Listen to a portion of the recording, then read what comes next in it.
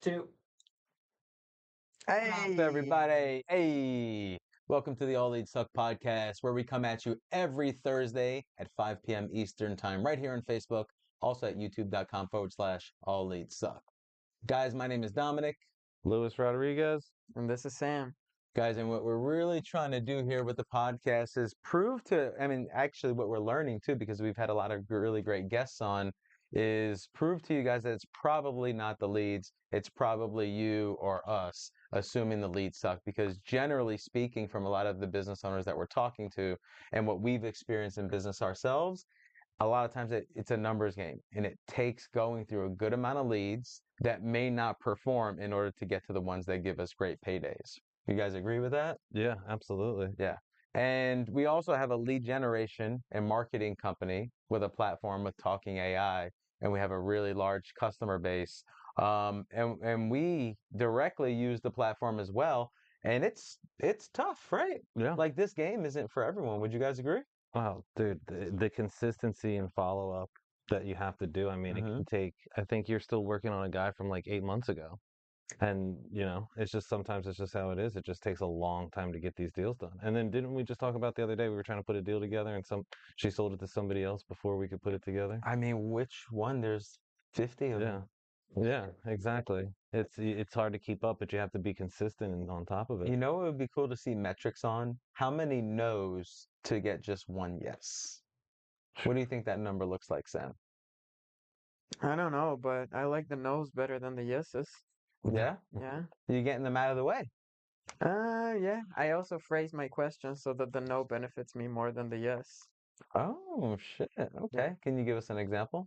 So instead of saying something like, um, do you want to get a cash offer on your house and hope for them to say yes, I would say something like, are you opposed to selling this property? Or are you opposed Mhm. to receiving a cash offer or a free home valuation on this? And then No, I'm not I'm opposed. not opposed. It's easier for them to say, no, I'm not opposed to that, Yeah, than to say, yes, I want a cash offer. Why is it easier? Because yes is a psychologically. commitment. Yeah. You're Uh-huh. committing to something. Mm-hmm. And it's harder for people to commit, and it seems like a bigger step. Also, with the sales right now, or salespeople right now, everybody's using gimmicky techniques, Yep.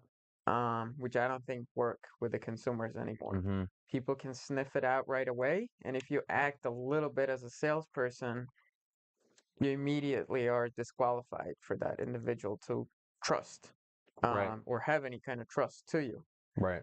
Versus when you act like a regular human being, and you just build credibility instead of trying to get a sale, they just perceive you completely different, right? What do you think is the biggest contributor to exactly that? What is going to help someone be a great individual in the seller's eyes or in the consumer's eyes, first and foremost, above all else? It's gonna sound cliche, but it's really just in your mind. I mean, if Mm-hmm. you have any kind of fear or care, because none of that is real. Anything that people tell you on the phone is not real. Mm-hmm. And if you don't pressure and push them without care, you're just not going to get anywhere. Yep. So when you get somebody on the phone, then they tell, oh yeah, I'm not interested in this. What are you not interested in? I didn't even tell you what I can Right. offer you, right? Well, what are you offering? But exactly, right? So now I get them talking. Mm-hmm. Right. What are you not interested in? Not Yep. interest is a level of interest, right? Yeah. So when you talk to those people and they're not, you know, telling you what you want to hear, and you get discouraged by that, they don't give you the yeses, and Yep. you immediately get discouraged by that, it just turns into a constant, drag of work that you don't want to do. Mm-hmm. Versus if you Because have now you're just like everyone else, and exactly, you're not going to get and anywhere. you Right. hate your job. Yeah. Yep. But And the sellers hate you too.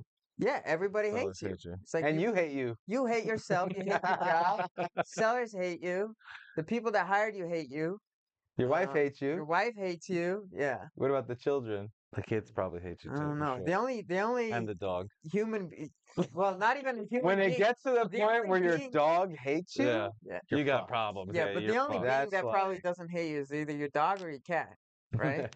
I mean, that's what we said. When it gets to the dog, you're fucked. yeah. Yeah. That's the end of the rope. So at the end of the day, when you're making phone calls, you just have to strongly believe that nothing matters. Mhm. Nothing that they say matters. You're probably the well, you can't lose a deal that you don't have, Right. Mhm. right? So you can say anything, the wildest shit on the phone Mhm. and get away with it because you don't have that deal.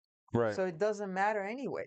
So now we're talking. So I think we all understand being in this business and being excited about social media and marketing and just being like inclined on saying and showing the right things that gain attention, right? Right. So what is like one of the most wildest things that you've recently said that grabbed us else's attention recently? I don't know. Lewis probably remembers them. Okay. I don't know. I heard him say the other day. Well, he was talking to somebody the other day, and he's like, "Listen, you're at 600,000. The house is only worth 4. Why don't you just ask for 1 million? If you're gonna waste time, you might as well do it right." You Mhm. know? I was just No, like, it's "Damn, bro." right. You know what's so impressive about some of those comments because a lot of the people don't really know it, but we sit very close to each other when we're Yeah. operating the business, and so I hear almost everything that you say. Hmm. It's I gotta be more careful now. saying things like that, which is fine because the right people deserve those kind of comments because that's what they're dishing in the first place. Hmm. So they only understand that level of back and forth, but also turning them around, which I've heard a lot, Yeah. right? Yeah. So it's like they have this level of disrespect. It's all they understand. It's probably how they communicate with their family members and their wives and their relationships and with their consumers. Who knows if that's a possibility why their life is in the crapper. Hmm. So unless you have that level of, I don't know if I want to call it disrespect on that You can side, call it disrespect. but communication right back in their direction, now they're like, oh shit, this is a real person. I probably shouldn't fuck around too much. They know exactly what they're talking about. It's like punching a bully in the face, Hmm. right? You do nothing, they're just gonna terrorize people. You punch that guy in the I face, and like all of a that. sudden he's sitting over in the corner and never bothers I you like or that. anybody else, and they just, So you're a little kid, right?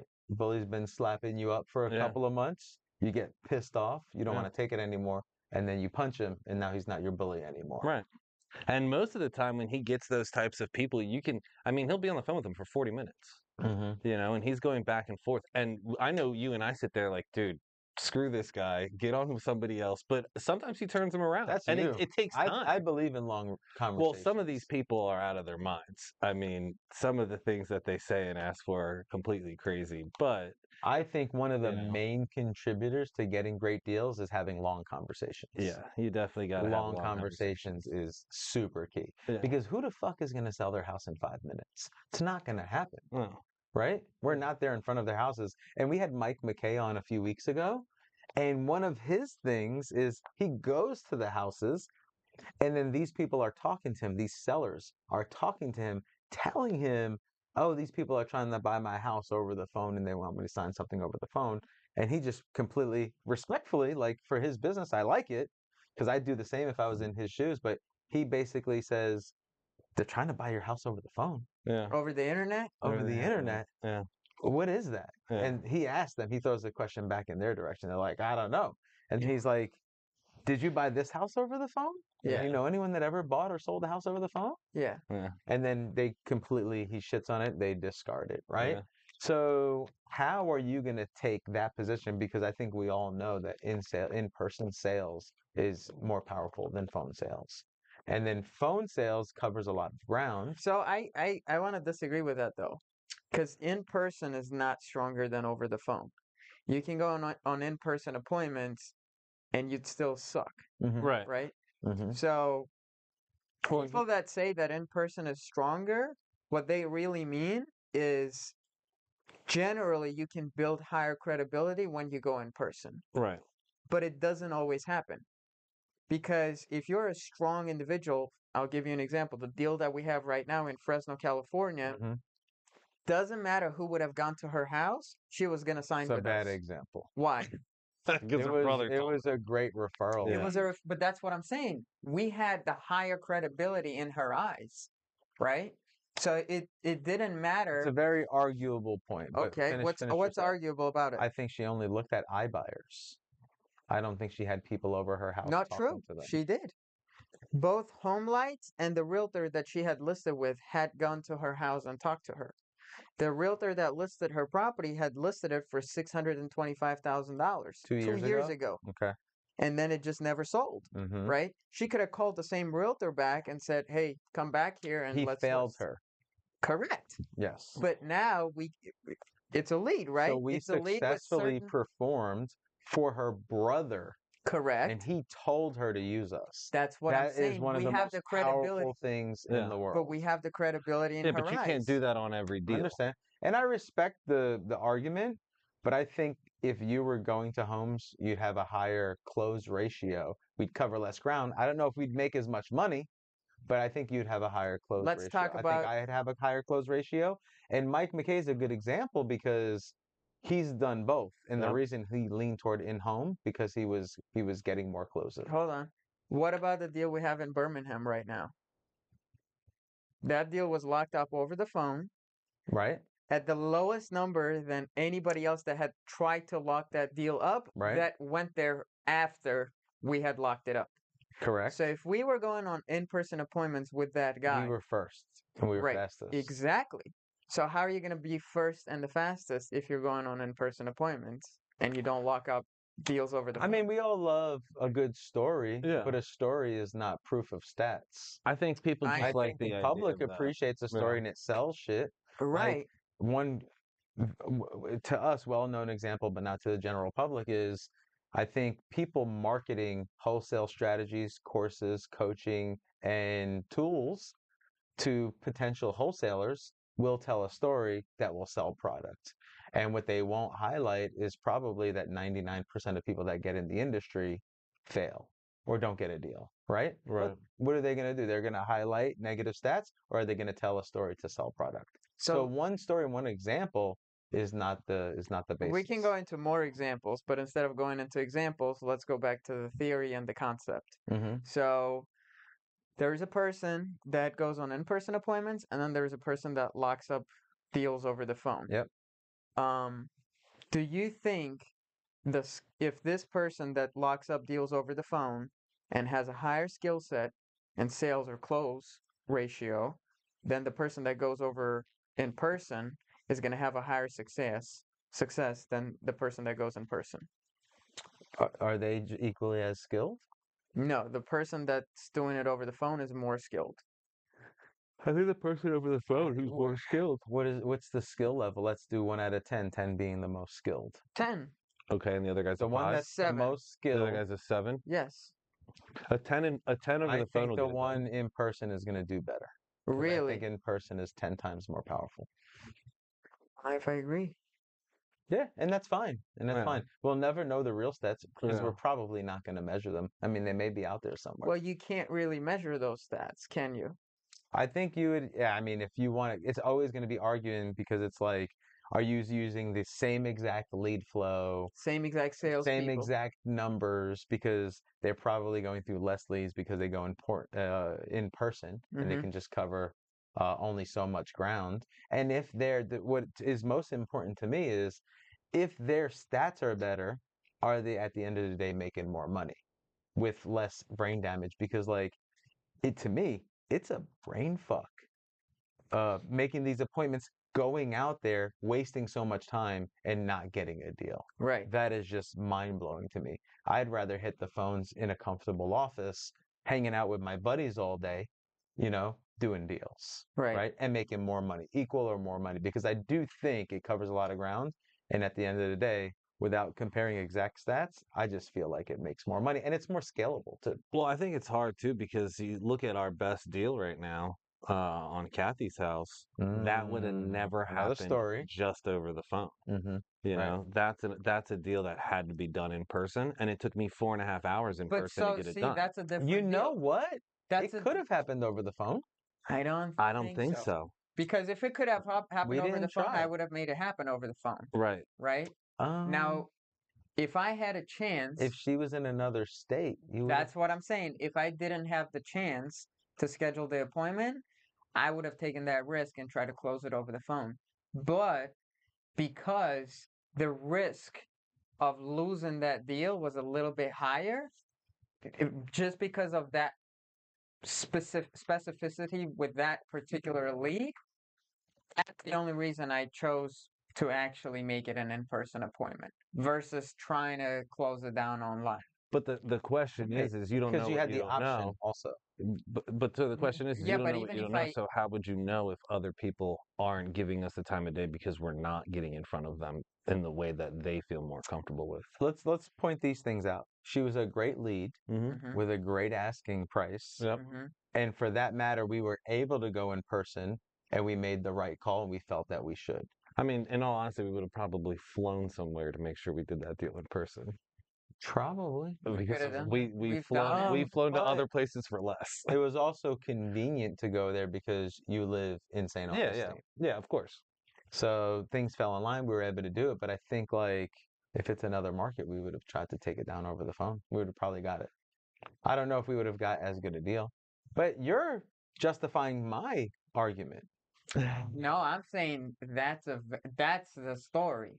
I That's a don't think story. that That's that's not a I don't think that that's necessarily the Right, story but because you I think a made the lot of call. people. Here's You the made deal. the call to go in person because it was sensitive. Most people only sell one or two houses in their lifetime, so they're not familiar with the process, and it's the largest asset that they'll ever have. So they're unsure of how to do it, and they're not necessarily being put in a position where they're maximizing their potential profits. It's not like we're calling up and like, "Hey, your house is worth 5. I'm going to give you 575 in cash in 2 weeks." Mm-hmm. We're calling them saying it could be worth 5 someday. Here's 300,000.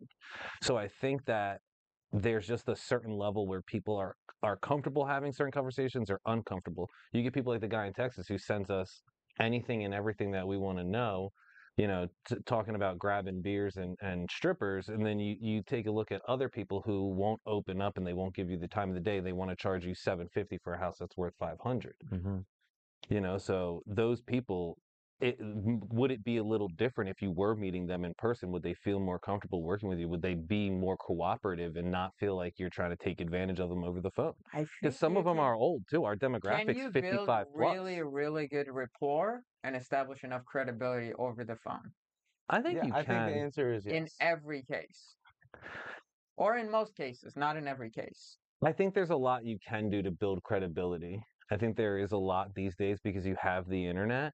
And if you put out enough information on the internet and you have enough credible factors to show these individuals that you do get it done, videos in title offices with real people, walking through real houses, having real testimonies, having things like YouTube, Facebook, and being able to say, like you guys used to send, call these title companies and find out if we're real. A Go to our lot. website. I'm the guy in the third row to the back left side. Those are things that We you used can to do do to that so gain much. credibility. We used to do that so much. I'm surprised Title never said, "Hey, listen, you have to stop having people call us," because you have to think about it, I man. don't We're think talking anybody to. called I don't, though. yeah. I think they They felt did like, call. okay, They did call. really? That's because we would ask. I Okay. never really checked to see is it overwhelming. People called. People checked up on credibility. Yeah. If you're really going to sell your house and you're concerned if you would trust Yeah. them, they're checking your website out. I Yeah, but promise. calling a title company, I don't know. I'm Maybe. certain they did. Yeah. Okay. I'm certain they did. There's a lots of times where they told us they did, and I mean that's just enough. They had to. We were saying it on almost every call. Okay. So the question is, what are some things that would help you establish credibility so that you don't have to go in person? Um, what are some of the things to help establish credibility? Yeah. What Your are some website, things? So website, your partners like your title companies. title companies, If you're a licensed real estate agent, license.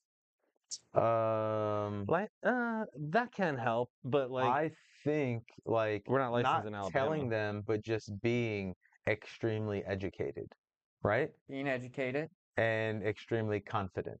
and confident. Yeah. I mean, there's more. We can go on. I can just make shit up or just whatever. But I think like confident is probably stronger than being educated too. I don't know Right. if you guys would agree with that. But they also go a little hand in hand because the more educated you are, the more confident you'll be on the phone. True. Yeah. So like you just can't be a dumbass on the phone. Mm-mm. I think we all feel like we know that sellers will sniff that a mile away, and they're just gonna go somewhere else. So what would you say to somebody that you get on the phone and they're like, well, this person came to my house and they gave me this offer and I feel more comfortable going with them. Do you want to come to my house and give me an offer in person too? Because I don't want things to change. I mean, there's a million things you could say. So one of the things is, listen, I've done hundreds of deals or over 1,000 or whatever, is in line with you.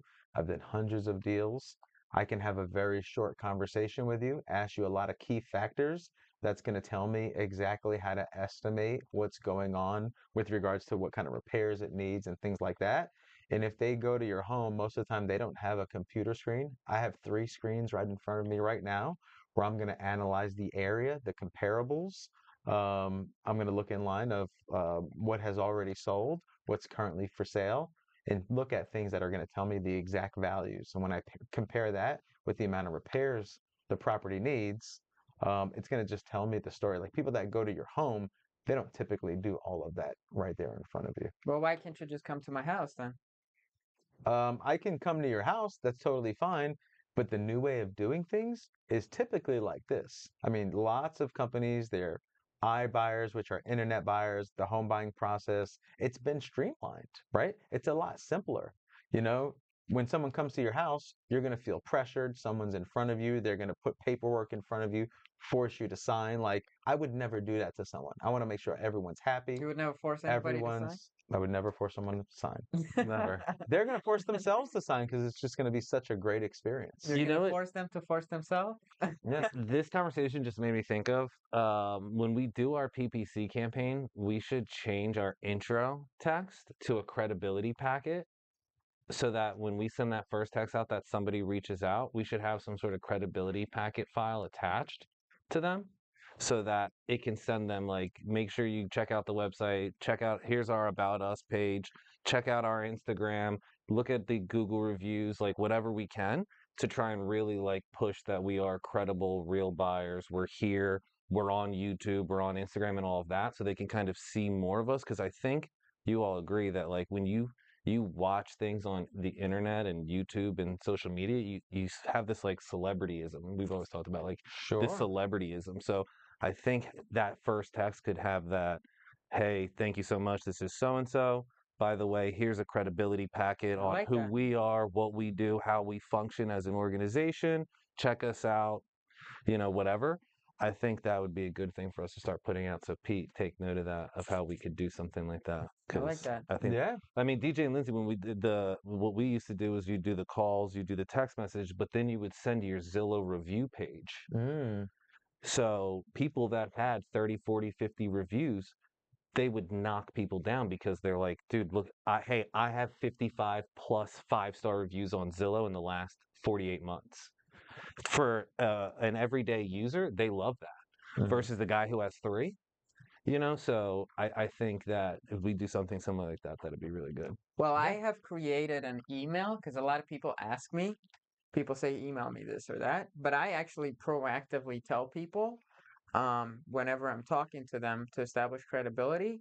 I'm like, listen, whether we end up doing business or not, I want to make sure that this transaction that you're about to do is a big decision, and I want to make sure you make the right step or the right move for yourself. So whether you end up selling the property to me or any other cash buyer or on the market, make sure that your buyer has the following things. And then I tell them, make sure they have proof of funds. And then a lot of people on the internet would just go to like transactionalfunding.com or some kind of website like that, download a letter from there that says, oh, this person is qualified to get $1 million to purchase this property. And it's just a PDF Word or a document that you can type up on Word and turn it Mhm. into a PDF. So I tell them, ask them for a copy of their bank statement so you actually see that they have the money. Ask them for their website and their reviews so that you can see what kind of real testimonials they have. And ask them for HUD statements or ALTA statements so they can show you what other properties they have actually closed on. And then go and check whether they actually closed on those properties or not. right? So when you tackle that before they can even question your credibility, because anybody you talk to is going to be concerned, is this person legit? And Mm-hmm. is this person going to be able to buy my house? Mm-hmm. Right? So when you bring it up first and you bring it up yourself, it kind of takes that pressure away Right. and they don't have that objection anymore, Mm-hmm. right? They're like, what? This guy wouldn't bring that up if he wasn't confident that he had those things. And then I say, I'm going to send you those things from my end. Here's the email that I have. Is that a good email for me to use? And then I would send them, I pre-wrote a little template that basically describes our company. It says, we're currently discussing purchasing this property from you. This is how many transactions we've done this year. Attached, please see our proof of funds letter or our copy of our bank statement, right? And then it just has a copy of our bank statement. So anytime we go to buy a property, I try to establish that credibility. And that kind of knocks out a lot of my competition because people that are talking to that same individual now don't have those things in line. So in the eyes of the seller, I'm here, and the other person that he's talking is here, and now he's cautious. He's like, well, why don't you have this? Why don't you have a bank statement, right? Because I already know they're going to send that letter. 99% of people on the internet that are buying houses are wholesalers, and none of them have money to actually buy the houses, right? So when they talk to the other wholesalers, then they're just going to get a letter and they're like, oh, this guy warned me about this. Yeah. And what happens in a lot of cases, those same sellers come back around because most of the time the price that I give out, first I try not to give out a price if I can, but the price that I do give out typically ends up to be lower than, anybody else that would give a price. Mm-hmm. And what ends up happening is they would go to those other people that gave them a higher price, and then they would take a contract from them and then bring it back to me and be like, can you look at this contract and tell me if anything is wrong here? Right? So I had 2 or 3 sellers that did that. We Mm-hmm. had an initial conversation. They shopped our offer, or not even an offer because I don't put it in writing unless I know that they're actually going to sign and Right. agree. But like, say, a verbal commitment or something like that, they would go try to get a different number, and then somebody would send them a contract. In a lot of cases, just that they're asking price. So like recently, we had a guy. He had a new construction home. He bought it for like $385,000, and he was asking 400. 6 months later, and I mean, you can't sell it for 400 even on the market with a realtor. Maybe barely, right? And then he just submitted a couple of cash offer inquiries, and he's like, "Yeah, these people are giving me 400,000." I'm like, or 398,000. I'm like, so they're gonna give you more than what the retail value of the property is worth, and they're gonna buy it for cash, and it just makes no sense, right? So to me, it's like, what is your business model consist of? If you're just going to give an asking price on a property that you just by looking at this estimate, it's overpriced, right? Not even running comps. And just any logic to be applied, a brand new construction doesn't go up in price over 5, 6 months, Mm-hmm. right? That much. Right. Especially if you're going to sell it cash. So you're going to get it under contract for 400 and try to sell it for 450, and the builder's selling everything for 389, right? Well, they're doing like 450, but they have a shitload of incentives that basically drops it down to So what 389. about the house? We bought the house in St. Augustine, right? And we were going to sell to an iBuyer. What was the price that they initially told us? Like 580, 562, and then it went to 582 when we did the size adjustment. Mm-hmm. And then when it dropped, They we did were they netting did 110. not a physical look at it, but Yeah. there was a computerized estimated number, and then a person took a look at it and took several days and probably actually ran It took like comparables and 3 or 4 back-end days. numbers. Yeah. And then what did it drop to? Um, I know the number. it was 110,000 over. It dropped to 430. Was it 430? Yeah. It dropped to 430. Yep, yep. So, I mean, they can be going through the same thing. They can be looking at computerized estimates, but when someone takes a real close look, like a real human being, looks at it and run numbers, now the number's down here. Yeah. But what kind of computerized estimate is going to give an estimate on a new construction home. And like you don't look at Zillow? No, they're just looking at the comps and I don't know what the computer's have a looking at. number preset, like I think like 30% plus the if 7% it's in fees or yeah, 11% in fees. So they're basically looking at it like we're going to get a 42% discount on this house. like if a company is truly trying to be like its own individualized separate company with its own capabilities, they don't really want to go by and depend on other systems like the Zestimate, right? Right. So PropStream is an example. PropStream can look at the Zestimate, but it has its own PropStream estimated value, right? Yeah. And then the same with, so Baycomb has its own value. Other websites have their own estimated values. And then Open Door has its own separate way of evaluating things. And I think that's because now you have this company, it has its own capabilities, and they're great in their own way. So if they're going to sell it one day, they can. They're not dependent on another company going in or out of business. Right. Yeah. But I mean, yeah. All right, so someone's telling you maybe they did see 400,000. It could be a lie, but maybe they did see 400,000. Is that just the attractive number for now There's no until way. there's a reduction There's later? no way anybody saw 400,000. It was just some kid that, paid five hundred Not that dollars they'll for pay ads. them, but did they truly advertise it to them or tell it to them? Or do you think the seller's lying? No, he sent me the contract with a $400,000 purchase price. Okay. He'd send Was me it a wholesaler Of contract? course. Of Okay. course it was a wholesaler Written contract. on a napkin. Yeah.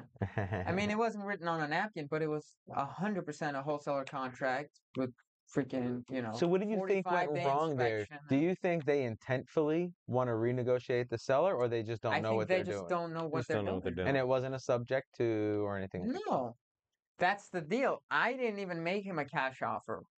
I said, "Well, listen, man, if I make you a cash offer, you're gonna have to bring a lot of money to the closing table. Are Yeah. you looking to do that?" He's like, "No." So I'm like, "You're not gonna be able to sell this property for cash. You won't even be able to sell it retail." And Mhm. then you have to educate them why, right? Because you can't tell somebody the snow is black when it falls down from the sky, right? There's no explanation to that.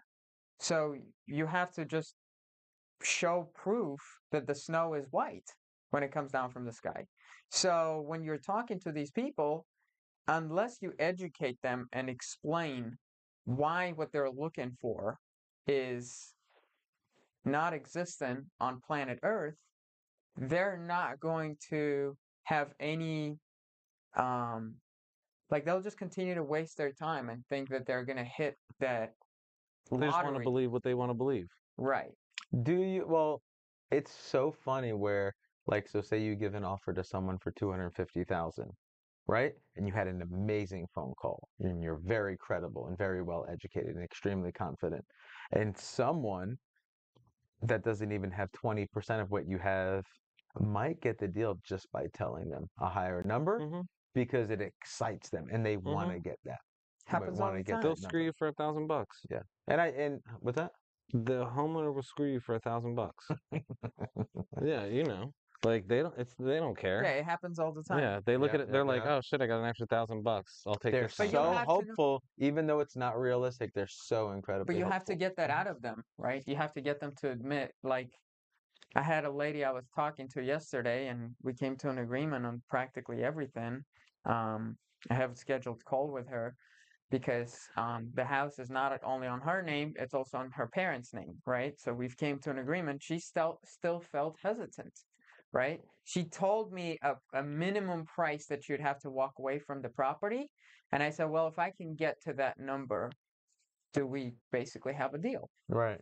And she just wouldn't give me a straight answer. So you have to call that out.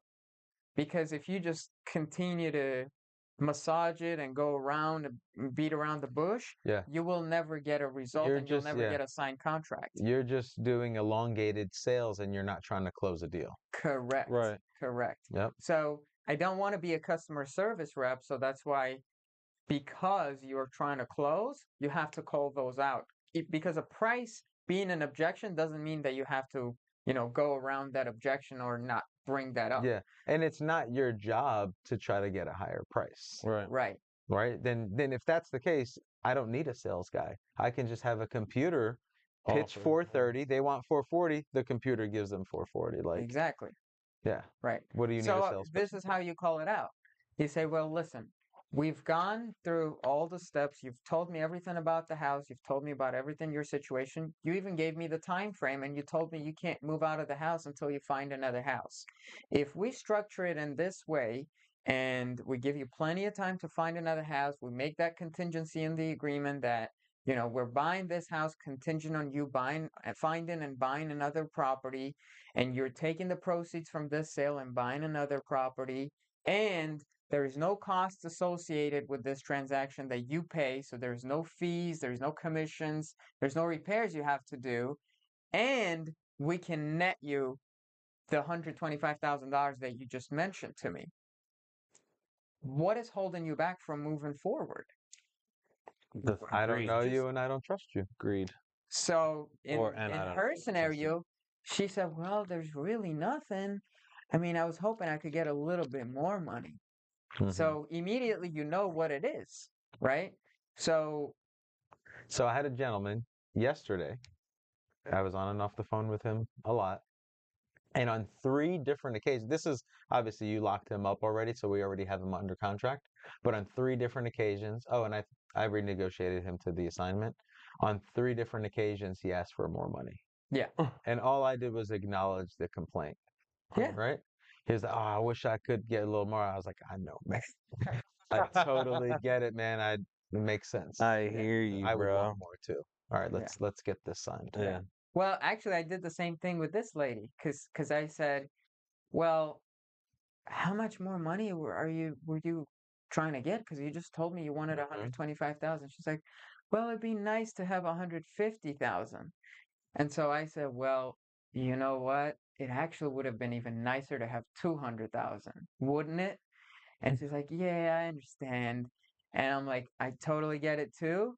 I don't even know if I can get a full approval on 125,000, but that's the number you gave me.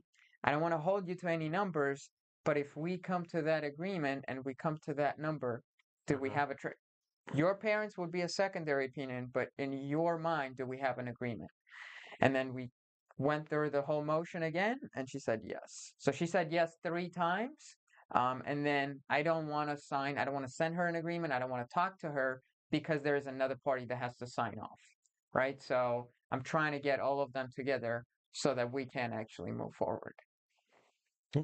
Right. Yeah. So, and then, I had the other lady on the phone for 2 nights in a row Mm. that also asked for more money, Mm-hmm. right?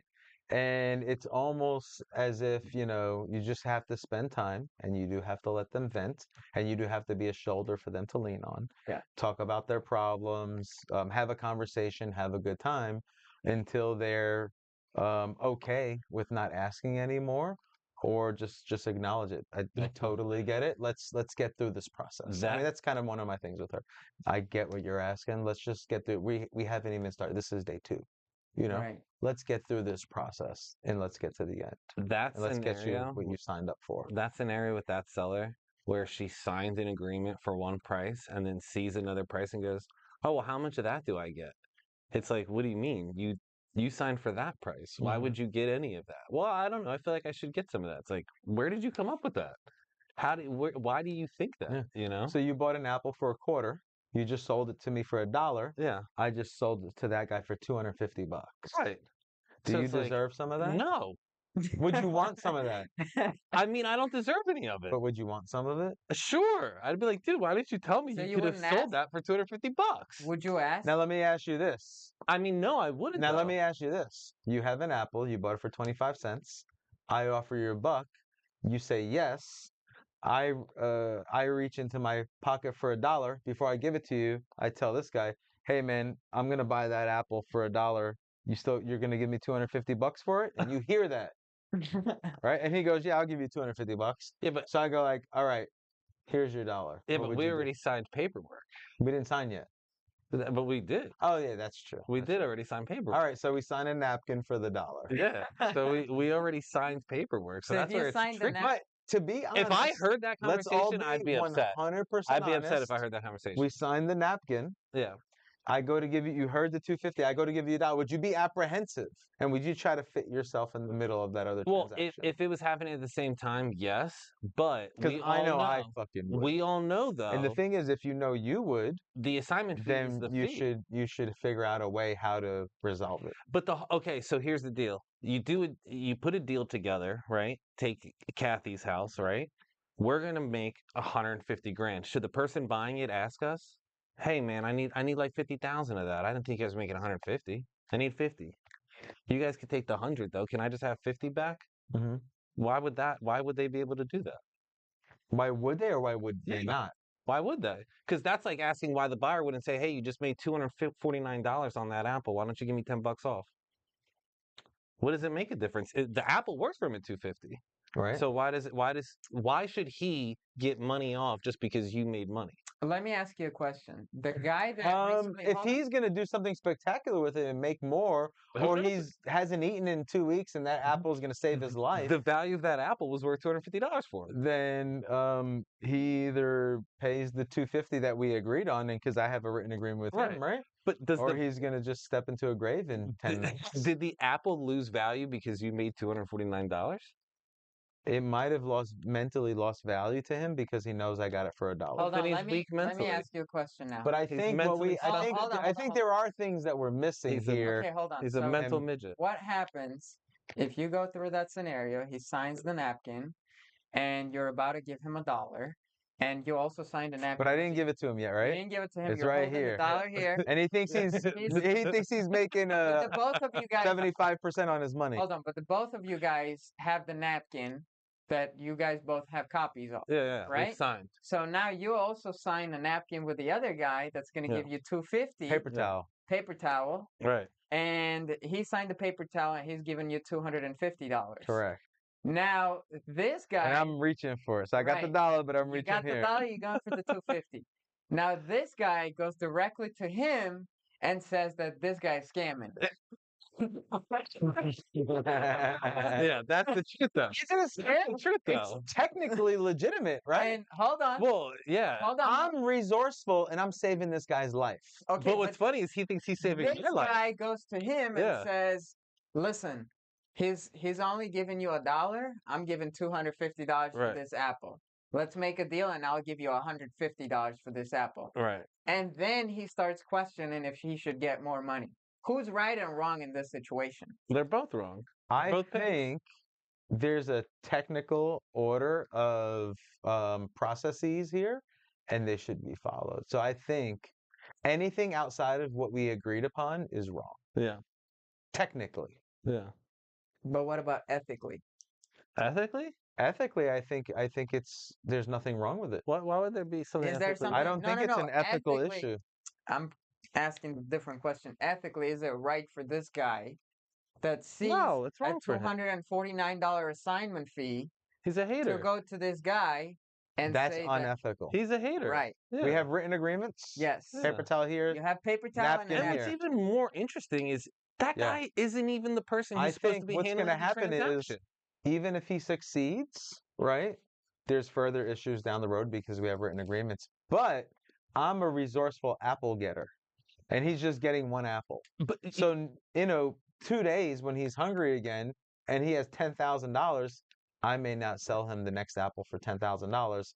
And then either his flipping business fails or his eating apple business fails and he dies. what's funny is that guy is also paying somebody else $20 to buy that apple from you. But He's I not can buying it get directly. motherfucking apples. I got Apple Stream, and I pull Apple lists, and I Yeah. market for apples, and I'm a resourceful apple getter, and I'm fucking saving lives in 12 different Yeah. markets. And dodging Okay. dimes. And if you don't have those resources, then you have no way to get Now, out. I just want to confirm anything we had discussed here did not happen in real life, right?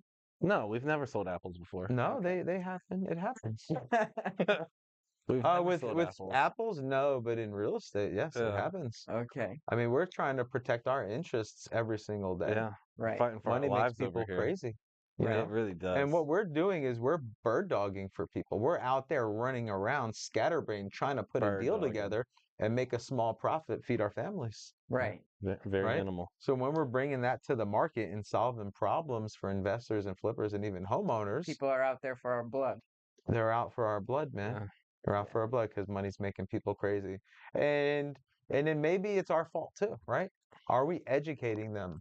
Are we over educating them? And should we over educate them on all we go through to provide this to them?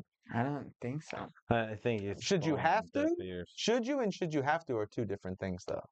I Should you think have it's to? scenario based. Technically, I no. think it's They scenario should based. respect an agreement. Yeah, it's really scenario based, but I think, especially on the retail side of things, when you're doing something untraditional, sometimes it's easier if you have the means and the capacity to just make it seem like it's everything's traditional and nothing's really gonna differ, maybe that's the right way to do it and not even educate people. Why is it that we don't provide our, outstanding original agreement that has an ovation clause to the realtors or the buyers? We just provide the authorizational Well, list. I mean, I'm not saying you reveal everything because you need to stay in business. You can't show them all your But the tricks. question is, do you even have to go to the point where you provide the authorizational list To whom?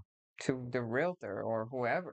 Well, that's the issue. It Wait, wasn't the wait, is this a realtor, it was the scenario? retailer. Yeah, It was the person who hired somebody else to do their job. And they have no license whatsoever, and they're saying, I think this is illegal. But the realtor was like, it's not illegal what they're doing, it's just you don't understand it. right, And the realtor understands it. It Yeah. took him a minute to understand the terminology, but he gets the process. It's just not something he's used to dealing with. Hmm. right. Yeah. Yeah. Yeah. And if it Alright. was typical every day, then he'd probably understand because you have to be honest, like this industry is exciting. Well, there's Like so many moving parts. it's exciting, it creates opportunity. And once you do it over and over and over, like you get the routine like the back of your hand. And someone who's never done it before, they're just like super curious, not always super interested, but potentially super skeptical. There are agents and brokerages that have done hundreds or thousands of transactions and have never heard of innovation. They've never heard of sub Of two. course. They don't know how to put together a seller finance contract for the most part.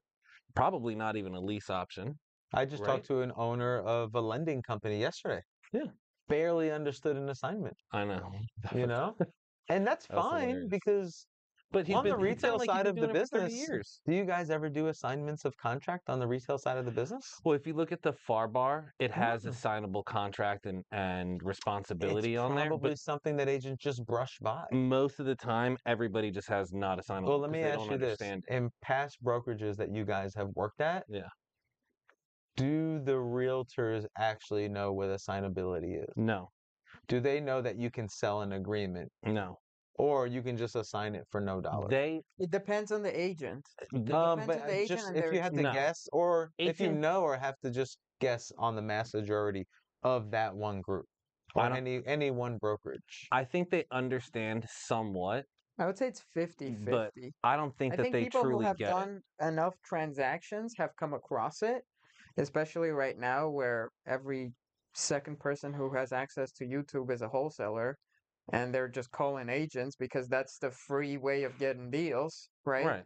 Right. Um, I think realtors are starting to find out and figure out what wholesaling or assignability is. I guarantee you no It's realtors know true. about pass-throughs. They're not understanding of double closing. They're not thinking about blind HUDs or anything like They're that. So not they thinking probably don't about a lot even of know things. if they're getting assigned. Yeah, but the question is, do they know Putting what out, that is or not? And not do they know all the aspects of what could come with it? yeah, that's why I said I think they understand on a small level.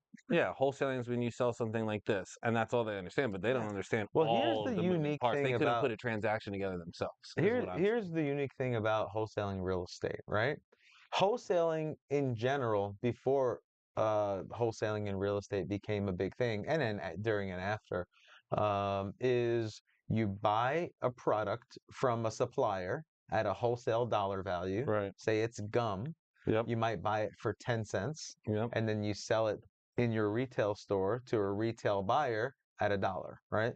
You buy it for 10 cents, you sell it for a dollar, right? Well, you can't go out there and buy wholesale houses. Like in general, there's not a wholesale platform or a wholesale supplier. Right. We have to create that wholesale Well, product. we are Yes. the supplier. We're the We are the supplier, market. right? Yeah, yeah, yeah. What I'm saying is like, yeah. So we have to basically create that product. Yeah. It's not streamlined where it's like, all right, I'm going to go ahead and create You can't just go to the store and buy it. $100,000 houses, same cookie cutter one. No, it's extremely creative Right. with all the different type of assets, the different processes, the different exit strategies. Like we're creating that wholesale product, Right. and then we're selling it to the retail buyer. Well, So the concept of wholesaling is just super unique. Even though it's more well known than ever, there's so many people that have no idea. If Well, I'll they explain understood why. it, When you go, I'm sorry, when you go to a gum supplier and you buy gum for 10 cents and you sell it for $1, it's completely different. When you go to wholesale houses, every deal, every single deal is completely different Unique. and that's what I was just from going to the say. other one Right. because you don't just, apply the same methods or you don't just use the same instruments and you don't pay the same prices for the real estate that you're buying. Every single deal has its own kinks, challenges, and benefits, Yep. right? So the other thing is that when you're buying gum, I mean, most of the time, I mean, there are credit lines and stuff like that, but it's like, okay, you pay me for the gum and then you go sell the gum, right? There are obviously manufacturer credits and like lines of credit and people selling, Back end money. yeah, back end money, whatever Rebates. it is. But with real estate, it's like there are so many exits and you have to know so much. So that's what I was getting at. We know that we're getting this house in Middleburg right now, right? A realtor went out there, gave him a price. The price doesn't make sense. He goes, I'm not going to pay you Give money like the to real sell. numbers. Give the real numbers. The house is worth 220. He owes 100 and he owes one. 195. No. He needs 212 to break even. After all closing costs, fees, and everything, he would be negative like $5,000. Or he goes If our he route. listed it with an If he agent. listed it traditionally, if he took a cash offer, he'd be underwater 50 grand. If we do a different option, sub 2 on the property, he can walk away completely free of charge. We can put $1,000 in his pocket, right? 500. I think we're giving him $400 or $200, but we can put money in his pocket. It doesn't cost him anything, and he doesn't have to make any more properties while he waits for that to sell, waits for it to go under contract, waits to get approved for funding, and then closes on it because now he's going to be behind more payments and he's going to lose even more money. So if So you understand how that, much was he gonna lose in it was going to in a lose like retail transaction? if they closed in 14 days, which is impossible, right? He would have lost Why is it $5,000 impossible? because they would have had to they would have had to straighten it up, take photos, put it on market, get a buyer in there, vet them, put them through underwriting, get appraisal, and then sell the Inspection, inspection, and repair then requests, close the repair property. completions. Run title, do all those things. All of those things are going to take a minimum of 21 days, roughly. And do you think Man, that property would have even sold if you listed at retail value within a day? No, no. I mean, I think the market right now is like 45 days, something like that. So let's say it would have taken 45 days plus 21 days for closing. He would have been 2 more months behind, which means instead of losing $5,000, he would have lost $7,400. Okay. Or you go our route and you break even and move on, or you go our route and you make $1,000 and move on. That's because I understand how And the process for hold on. listing, I understand the process for cash, I understood the process for sub 2. And when I explained all three to him, he was like, the only one I don't get screwed on is the last one. And what's the last one? What's the process? Sub 2. Okay, well, how We does it take work? over his mortgage. He sells the property. He keeps the mortgage in place. We take over the mortgage. We rent it out to somebody else. We balloon the property in 10 years. He's out the door. He doesn't have to What worry does about it. it And in mean? 10 years, he gets 10 grand. What does it mean we balloon the property? We pay off the property essentially and get his mortgage out of the property. Okay. So and in 10 years from now, I think we wrote it up that he gets $10,000. Why wouldn't everybody sell their house like that? Because some people need their money now. He has a different situation too. Like if he doesn't own a property, they'll pay him money to live somewhere. So in his eyes, he's like, I'm going to get paid now to live on barracks. I'll get $1,500 more a month now. So I don't really care that I'm not making anything because I'm not losing anything either. So in his eyes, he's making 5 grand because he's not losing it. And now when he moves to the next place, he'll get $1,500 a month in living stipends. that he wasn't getting before. So it works really well for him. I don't know if it will always work for everybody. There are people who need 100 grand to go buy their house. They have to sell their house, get a You're hundred probably grand in really more so equity. asking why wouldn't everyone in that scenario do it that way? Everybody would if they knew it, but the problem is the realtor going out to their house doesn't know it, hasn't suggested it. They trust that realtor. The realtor gives them And they this might say, I've been process in in real their estate mind. for 20 or 30 years. I've never heard of that. That's ridiculous. Let me call my broker. The broker doesn't know about it either. The broker goes, yeah, I kind of like heard some of those things. This guy used to teach it back in the day, I don't never really trust did it. anything. I don't like it. Don't do it. And then they're like, oh, well, they said don't do it, so I shouldn't do it now. They just, it's such a different way of thinking sometimes that trying to turn those people around is difficult. The problem is when they get into enough pain, they're like, I'm just willing to do anything at this point. And it's kind of like a little too late. We've looked at houses before where there was a lady who was in foreclosure for like 9 years. Remember that attorney kept pushing her foreclosure? She was in the hole more than what the house was worth. Mm-hmm. So it's like, even if you paid her, you could pay off her arrears and the house wouldn't even be worth what you just paid.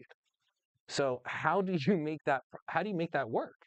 There's no way to Cool. even put that We deal actually together. have an expert in our office at loan modifications. And Very what we true. do is we like to give it to that individual and he can just take it all and put it on the back end. That's So you true. really don't have to pay much of any cash. I love that process. We owe that guy a steak dinner because Dude, how he many just times do changed you our think in the lives last 30 days did we say steak? a lot. Dude, I just hit Savannah up, the lady on Millie, with a steak dinner. Yeah. Because basically, so she was gonna buy the mobile home for 57,000, and she found one for 24,000. I said, for 24,000? She's like, yeah. I said, that's amazing. Can you send me some pictures? She said, of course I can. She sent me pictures, and I was like, all right, now you're gonna have to cook us a steak dinner in that house. And she said, absolutely. And now she lost that. And now she lost it. Yeah. And she lost it. Sucks. Why does that make you happy? No steak dinner. Why does that make you happy? It doesn't make me happy. It's just the I situation. laugh with the biggest smile I've ever shown anyone when I'm not happy. But I think we can solve her problem. I mean, that's what we're here Yeah. for, right? Yeah. Just gotta So find now, another what are we gonna do for her? We gotta go look for apples. We're gonna get her some apples. Yeah. We gotta find Yeah. I mean, essentially, like, so basically, just so that people know, so we're buying her house. Yep. We're selling the agreement or novating it to an end buyer. She needs to go somewhere, so in return, she was going to buy a mobile home. That fell through. Now we have to find a home, which we can either put it under contract and assign it to her, or we can be the representing agents on that home, or a referral fee, or something, one of the above. Mm-hmm. Well, you can't So we do a can referral fee or an agent because it's not in our state. Yeah, Oh, but you do a can send a referral referral fee Oh, to yeah, another yeah, state. that's Yeah. true. Yep, Out yep, of state But then referral. you won't make shit for money, so you might as Yeah. well just assign a deal to her. yep, Yeah. yep. But it's all about taking care of her, right? Customer centric.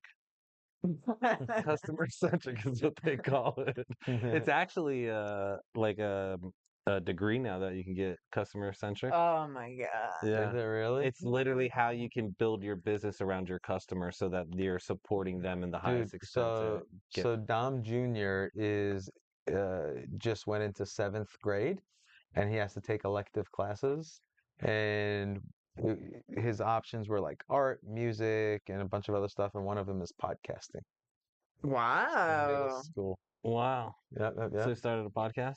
He Or did picked he write a art book? first. Obviously, I wanted to be his choice, but I encouraged the podcasting. I thought it was really cool. He picked art first, podcasting second. They gave him his first. Nice. Yeah, Is so that the he one who didn't get wanted the to write a book? podcasting. Oh, you have to choose 3 and then they choose what Yeah. they're gonna give you? Yes, based on availability and all that stuff. Ah. I think they factor in grades too, Probably. and he's got amazing grades, so they just gave him what he wanted. Was that your son that wanted to write a book? Or was that your other son? Didn't your son ask you to, can I write a book? Yeah, that was the one that wanted to write a book. Dom. Yeah. He's We need to very, switch very him to optimistic. podcasting. Very optimistic You young should just young tell him boy. that podcasting is verbal books, basically. Yeah, but write a podcast. Yeah. Tell him to write our next podcast. Cool. We ready to wrap this up, boys? Yeah. Yeah. Oh, man, that was pretty cool. Yeah. I think we can probably. What's the longest you think we can sit here and talk deals and experiences in one stretch? Hours. I think we could. I don't think we would. Don't we just go in the other I- room and talk about the same thing? Exactly. Yeah. I literally, honestly, I think I can do an 8-hour podcast like this. Yeah, it would be boring for people to watch, but we could do it. I don't think so. There's slow. There's a little slow time here The and 4 there. people that watch us will watch. Hey, All Ma, of the our, meatloaf. all of our wives. Cool. All right, guys. Appreciate you guys. Once again, remember, every Thursday at 5 p.m. Eastern Time on Facebook and also at youtube.com/All Eats. So go ahead and check us out. We're always coming to you with the fire. And we'll see you next time, guys. I'm Dominic. Lou. And this is Sam. Peace. Have a good one.